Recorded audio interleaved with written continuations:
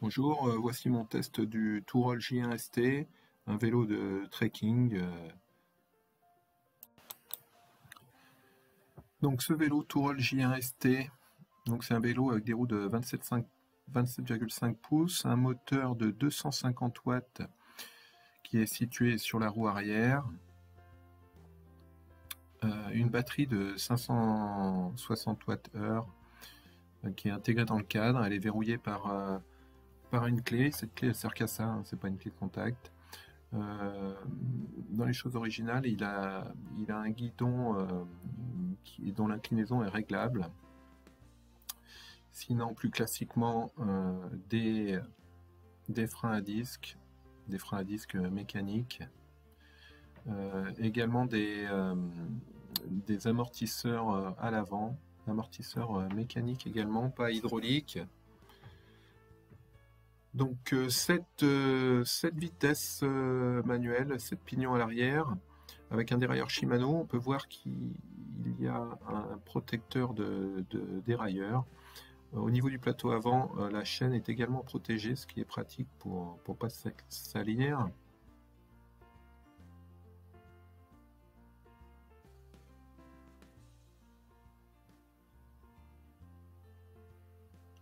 Après, il y a un éclairage à l'avant et un éclairage à l'arrière. On peut voir qu'il a un garde-boue en métal. Je n'ai pas précisé, il a des pneus de 2,1 pouces de largeur. On pourra aller dans les chemins en fait avec, et pas seulement sur la route. Pour en revenir à l'éclairage à l'arrière, il a donc un feu qui s'allume quand on freine.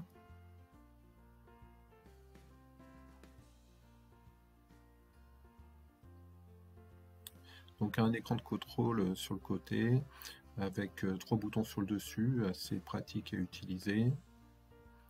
Un écran de contrôle qui donne les informations classiques, hein, vitesse, kilométrage,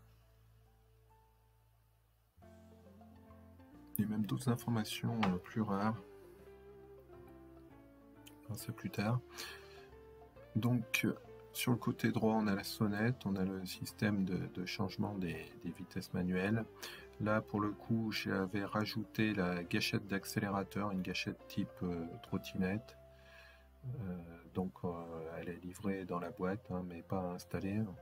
Très simple à mettre. Sinon, on a une selle réglable en hauteur.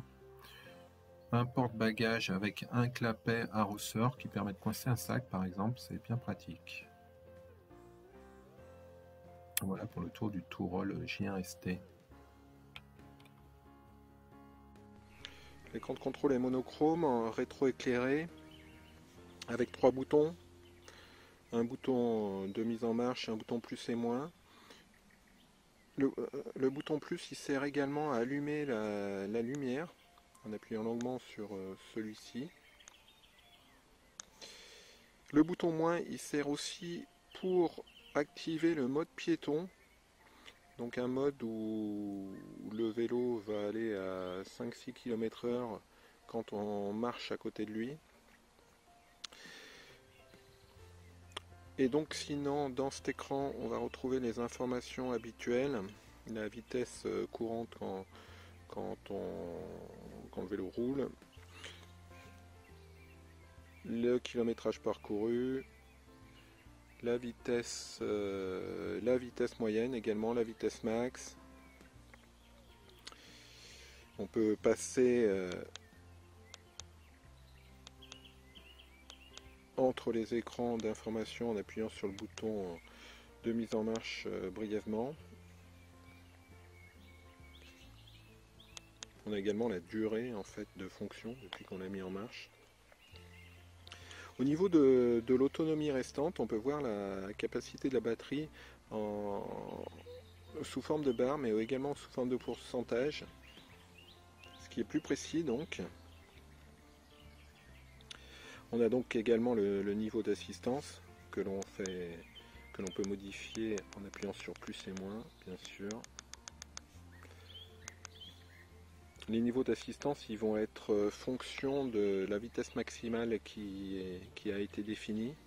Donc par défaut c'est 25 km/h pour respecter la réglementation. On peut modifier ça dans l'écran de paramétrage. Pour accéder à l'écran de paramétrage d'ailleurs, on appuie sur les boutons plus et moins. Donc là, on accède au premier paramètre, c'est l'unité, donc qui est en kilomètres, en métrique.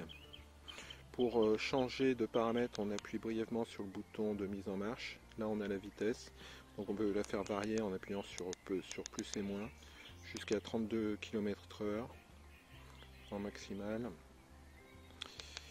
Comme autre paramètre, on a le délai d'extinction de l'écran de contrôle en cas d'inutilisation. Par défaut c'est à 10 minutes, je l'ai descendu à 5, donc on peut faire varier cette valeur de 1 à 10. Sinon le dernier paramètre c'est le niveau de rétroéclairage entre 1 et 5. Pour ressortir de cet écran, on appuie sur plus et moins. Et ça applique les paramètres qu'on a modifiés. Voilà ce qu'il y a à savoir sur l'écran de contrôle. Ah si, petite chose aussi, sous l'écran de contrôle, on a une sortie USB qui peut être bien utile pour charger un smartphone qu'on mettra par exemple sur le vélo à l'aide d'un support qui lui n'est pas fourni. À l'usage, le vélo il est agréable à utiliser. La première fois que je suis monté dessus, j'ai trouvé que les amortisseurs ils étaient un peu mous. Mais ensuite, j'ai plus cette impression. Je suis allé donc sur des pistes cyclables.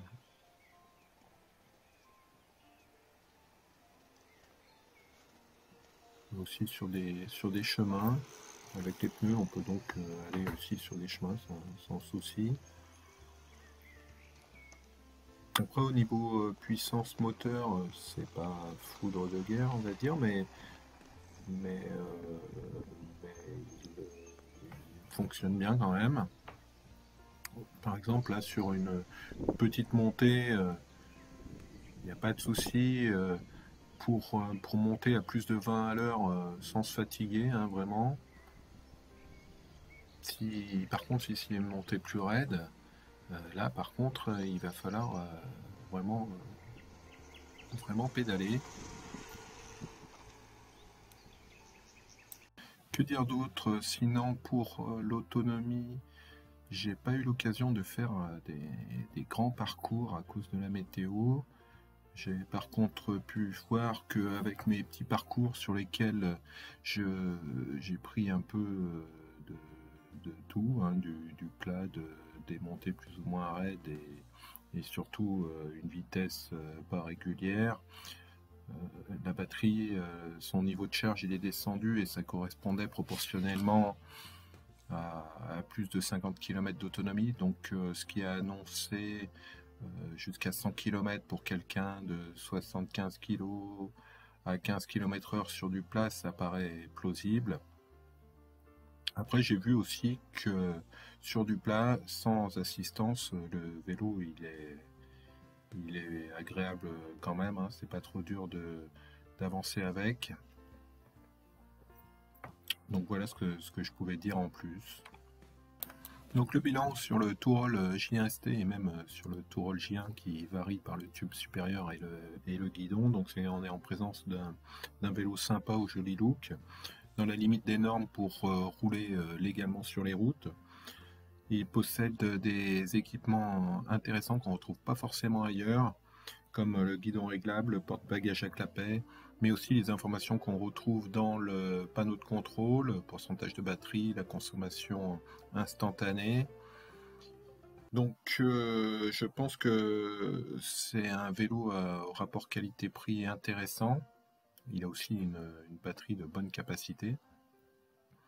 Après, comme d'habitude, ce que je regrette, c'est qu'il n'y ait que 7 vitesses. On aurait pu On aurait pu vouloir 21 vitesses pour avoir plus de choix dans les montées bien raides peut-être. Donc voilà.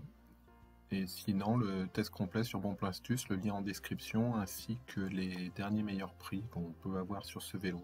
Merci et à bientôt.